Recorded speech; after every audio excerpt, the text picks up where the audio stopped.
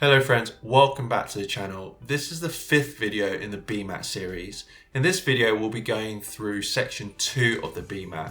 In the previous videos, we looked at section 1 of the BMAT and the two styles of questions that can come up in that section. Here we'll be looking at section 2 of the BMAT. I'll be giving you my top tips for doing well in this section.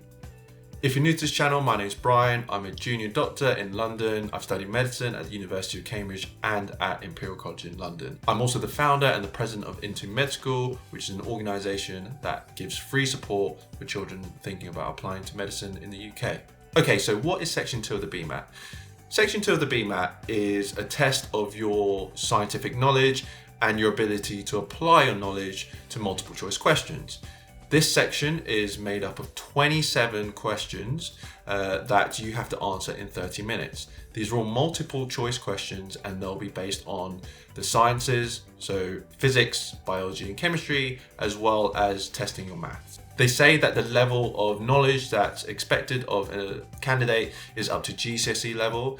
In actual fact, the level of understanding is not the issue, it's actually quite basic, but it's your ability to apply your knowledge to these questions, which is the difficult bit. Okay, so when we break it down the timing, as I said, there are 27 questions that you have to answer in 30 minutes. This gives you a minute per question with 3 minutes at the end to double check that you've answered everything and go over anything that you were unsure about. I spoke about the timing in section 1 in the previous video. Of the 3 sections, this section, section 2, is the most time constrained, and people often find that of the 3 sections, this is the one where timing is the biggest issue. So the first thing I would suggest, my first top tip, is stick to the timing.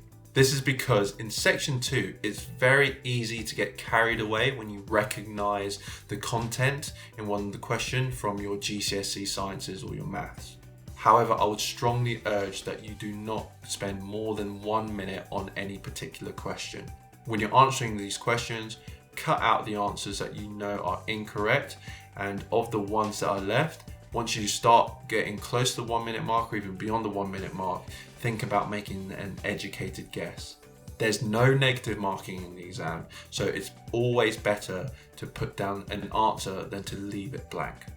Okay, and now I'm going to move on to tip number 2, and that is revise your GCSE and AS sciences. Even though the organisers of the BMAT say that your level of understanding should be that of a GCSE standard, you might find in some of the questions in the past papers that the level of understanding is actually at AS level. The reason for this is because the GCSE content will vary depending on what exam board you're sitting on.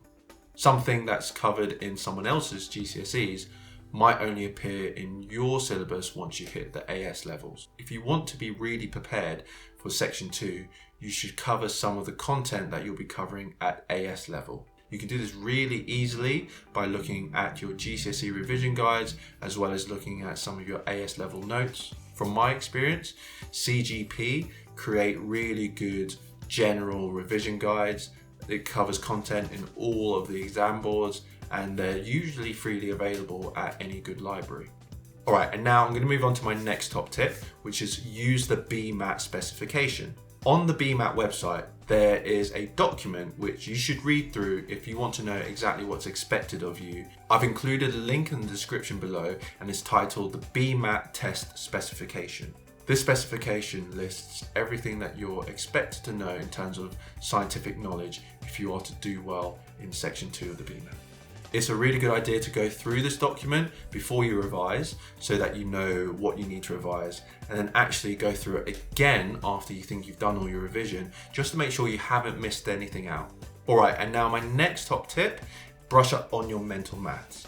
The BMAT is an exam where you're not allowed to use calculator, but that doesn't mean that the maths calculations in section 2 are going to be easy.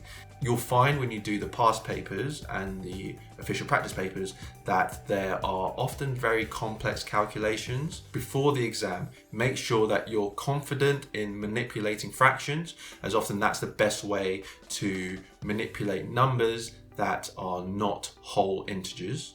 You should also be very comfortable with converting between fractions, decimals, and percentages.